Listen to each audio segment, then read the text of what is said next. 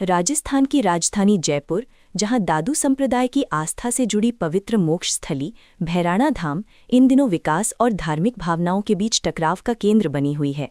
दरअसल राज्य सरकार द्वारा यहां रीको औद्योगिक क्षेत्र स्थापित करने की योजना के विरोध में संत समाज और श्रद्धालु अब खुलकर सामने आ गए हैं। हम किसी सरकार का विरोध नहीं करते, ना हम कांग्रेस का कहते हैं, ना बीजेपी का कहते हैं, लेकिन अगर पशुओं के लिए, पक्षियों के लिए, जानवरों के लिए, गायों के लिए, पेड़ पौधों के लिए अगर सरकारें नहीं सोचेगी तो कल सांस कैसे लेंगे, जिंदा कैसे रहेंगे? पर्यावरण संरक्षण नहीं करेंगे तो जिंदा कैसे रहेंगे? आने वाली पीढ़ियों को क्या देंगे? कल बाप जी हम जयपुर में प्रवेश कर रहे हैं, आप सबसे विनती कर रहे हैं कि कल एक दिन के लिए हमारे साथ खड़ा हुए। हम 21 जनवरी से चले थे, 21 जनवरी जब सर्दियां थी तब चले थे, अब गर्मी आ गई। 86 दिन हो गए बाप जी हमें चलते चलते, कुछ लोग पैदल भी मतलब नंगे पांव और चल रहे हैं। और इस तब में कल हम मुख्यमंत्री जी कार्यालय में ज्ञापन देंगे, आप में से जो भी पधारना चाहे जरूर पधारें। बहुत बहुत धन्यवाद। ये धाम लगभग 500 वर्ष पूर्व संत दादू दयाल जी द्वारा दिए गए मानवता, जीव दया, प्रकृति संरक्षण और गौ सेवा के संदेशों का केंद्र रहा है, जिसे आज भी संत समाज जन जन तक पहुंचा रहा है। इस आंदोलन में पर्यावरणविद और समाजसेवी अमर भैड़ा की भूमिका विशेष रूप से महत्वपूर्ण मानी जा रही है। वे लंबे समय से प्रकृति संरक्षण, शिक्षा और समाज सेवा से जुड़े हुए हैं। उन्होंने पूर्व में खेजड़ी आंदोलन के माध्यम से लगभग 6000 पेड़ों को बचाने और 3 लाख पौधे लगाने का कार्य किया है। अब वे भैराणा धाम की रक्षा के लिए संतों और श्रद्धालुओं के साथ सक्रिय रूप से जुड़े हुए हैं। आज 15 तारीख हो गई है, सरकार को पहले से बता दिया गया है कि सरकार आप इस रीको को भगाइए, हमारे भैराणा धाम जैसे तीर्थ को बचाइए, इस प्रकृति को बचाइए, इस दादू वन को बचाइए। यहाँ के जीव जंतु, यहाँ के संत महात्मा सब पीड़ित हैं और सब पुकार कर रहे हैं। अब तक भी सरकार ने सुना नहीं। हमें खुद को नीची गर्दन करके चलना पड़ रहा है, क्योंकि हमने ही भारतीय जनता पार्टी बीजेपी के लिए झंडे उठाए हैं, जय श्री राम बोले हैं और हम जय श्री राम आगे भी बोलेंगे। पर सरकार से फिर आग्रह कर रहे हैं कि सरकार, संतों की प्रार्थना है कि आप इसको स्वीकार करिए।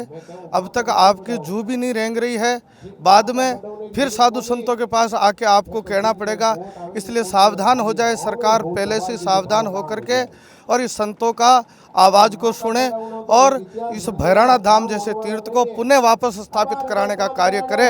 यहाँ दादू दयाल जी का पैनोरामा बने और ये दादू वन के रूप में घोषित हो, ये सरकार से मांग कर रहे हैं। देखिए, ये करीबन 6 महीने से कोशिश चल रही है कि कैसे भी ये जो वन है, वो वन क्षेत्र है, वो बचे। 800 बीघा का वन क्षेत्र है यहाँ पे और यहीं पे रीको लाया गया है। तो जो कोर्ट के आदेश है उसके हिसाब से ऑल्टरनेटिव विकल्प होने चाहिए। रीको वहीं आता है या इंडस्ट्री वहीं आती है जहाँ पे कोई किसी तरीके से प्रकृति को नुकसान नहीं हो या कम से कम नुकसान हो।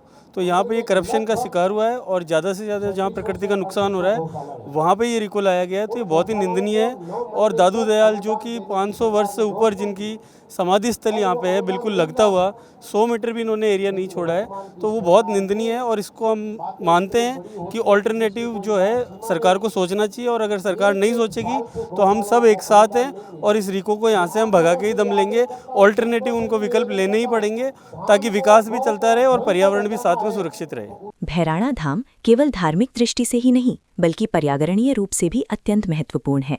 यहाँ करीब 3000 से अधिक पक्षियों का प्राकृतिक आवास है, जो वर्षों से इस क्षेत्र में सुरक्षित रूप से रह रहे हैं। ये स्थान प्रकृति, जीव जंतुओं और आध्यात्मिक परंपरा का अनूठा संगम है। सभा में संतों ने स्पष्ट कहा कि भैराणा धाम दादू दयाल जी की तपोभूमि और मोक्ष स्थली है, जहाँ देश भर से लोग आध्यात्मिक शांति के लिए आते हैं। ऐसे पवित्र स्थल के आसपास औद्योगिक गतिविधियां शुरू होने से न केवल धार्मिक आस्थाओं को ठेस पहुंचेगी बल्कि क्षेत्र की मूल पहचान भी प्रभावित होगी। जयपुर हो चाहे दिल्ली हो, सजनों, अपने घर को यदि बचाना है तो परम पूज्य, परम आराध्य, भक्ति के मुगलों के शासन काल से परम गुरुदेव स्वामी दादू दयाल जी महाराज की ये पुण्यशाली धाम भैराणा जी, इनको बचाने में यदि आप हमारा सहयोग समर्थन करते हैं तो रीको भगाओ और भैराणा जी बोलो सभी रीको इसी क्रम में संत समाज ने 15 अप्रैल से भैराणा धाम पर अनिश्चितकालीन धरना प्रदर्शन शुरू कर दिया है। उनका कहना है कि जब तक सरकार उनकी मांगों पर ठोस कार्यवाही नहीं करती तब तक ये आंदोलन जारी रहेगा।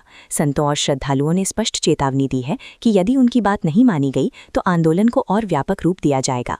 भैरवनाथ धाम को लेके हम 5 तारीख को भी हमने बड़ा प्रोटेस्ट किया था। यहाँ पर हजारों लोग यहाँ पर उपस्थित हुए थे और मैं सुरेश मीणा किशोरपुरा मेरा पहले से मैंने वचन कर रखा है और मैं घोषणा करता हूँ कि हमारे हजारों लोगों के साथ में भले ही कुछ भी करना पड़े, कहाँ भी जाना पड़े, क्या भी करना पड़े, हम सर्वोपरि इस स्थान को बचाने के लिए तन से, मन से, धन से तैयार हैं। और आज भी हम 10 गाड़ियाँ लेके आए हैं उदयपुर वाटी से। और इसके लिए मैं सरकार को चेतना चाह रहा हूँ कि समय रहते सरकार ने इसको नहीं सुना तो पूरे राजस्थान में, पूरे देश में संतों की क्रांति आने वाली है।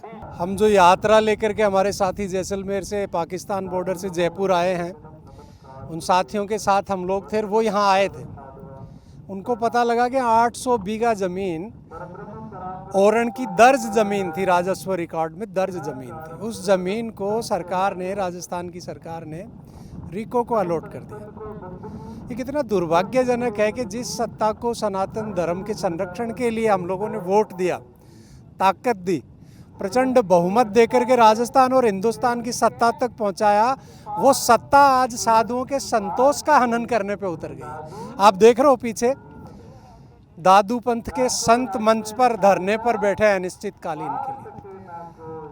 आप देखिए, सत्ता जब संतों के संतोष को संरक्षण नहीं दे पाती है, संत क्या मांगते हैं सत्ताओं से? कुछ नहीं। गाय, गोचर, ओरण, इन सब जमीनों का संरक्षण, मंदिरों का संरक्षण, ये सब ही तो चाहते हैं संत। उनको अलग से सुविधाएं चाहिए नहीं। और सरकार उन्हीं संतों के संतोष को निगलने पे उतर गई है। सरकार संतों के संतोष को निगल करके व्यापारियों को खुश करने पे उतर गई है। जब सत्ता संतों के संतोष को निगलने पे उतर जाए तब सर्वनाश सुनिश्चित हो जाता है। राजस्थान की सरकार का और हिंदुस्तान की सरकार का भी सर्वनाश सुनिश्चित होने वाला है। क्योंकि जिन विषयों को लेकर के हमने इनको चुना था, ये उन विषयों के विपरीत काम करने लग गए। इनके राज में संत धरने पे बैठे, इनके राज में जैसलमेर की जनता 750 किलोमीटर पैदल चल करके और जयपुर तक पहुंच गई है।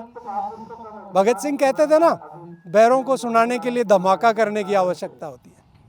लेकिन ये तो बैरे नहीं, बैरों के साथ साथ अंधे भी है भारतीय जनता पार्टी के लोग। इनको दिख नहीं रहा है कि 750 किलोमीटर से आम जन जो इनको सत्ता और सनातन को संरक्षण देने के लिए इनको चुना था, वो पैदल चल रहा है, नंगे पेट चल रहा है। कितने निर्लज्ज लोग हैं ये कि लोगों की भावनाओं के साथ साथ देवी देवताओं के जुझार, सतियों के ओरण खाने पर ये उतर गए। उन ओरणों को ये व्यापारियों को दे करके कहीं ना कहीं ओरणों का विनाश तो कर ही कर रहे हैं, साथ ही साथ प्रकृति के साथ भी ये कहीं ना कहीं खेल खिलवाड़ कर रहे हैं। प्रकृति के इन लोगों को वोट देने वालों के अलावा किसी के जीव से कोई मतलब नहीं है। पशु पक्षी वोट नहीं दे सकते, इसलिए उनके आशियाने ये उजाड़ रहे हैं। गायें, जिनको गाय के संरक्षण को लेकर के गाय को राष्ट्रमाता घोषित करने के जिस संकल्प के साथ ये सत्ता में आए थे, उस संकल्प के विपरीत काम कर रहे हैं ये लोग। आसाम का मुख्यमंत्री कह रहा है गाय खाइए लेकिन घर में खाइए। ऐसे गो भक्षकों को ये भारतीय जनता पार्टी में ला करके और इस देश के लोगों की भावनाओं को किस बेदर्दी से कुचल रहे हैं, उसका रिजल्ट, उसका कहीं ना कहीं अंजाम इन लोगों को भुगतना पड़ेगा। आज संत सड़कों पे बैठे हैं, संत धरनों पर बैठे हैं और ये सत्ता मद में चूर सनातन द्रोहियों को भारतीय जनता पार्टी में भर भर कर इस तरीके के कुछ से प्रयास कर रही है कि ओरण खा जाए, गोचर खा जाए। ये अनफॉर्चुनेट है। निश्चित रूप से राजस्थान की जनता ने इन लोगों को चुना है और आज वही राजस्थान की जनता सड़कों पर उतर के ओरण, गोचर, गाय संरक्षण के लिए लड़ रही है। तो निश्चित रूप से भारतीय जनता पार्टी अपना विश्वास लोगों में खोती जा रही है और ये भारतीय जनता पार्टी के लिए बहुत विनाशकारी साबित होने वाला है।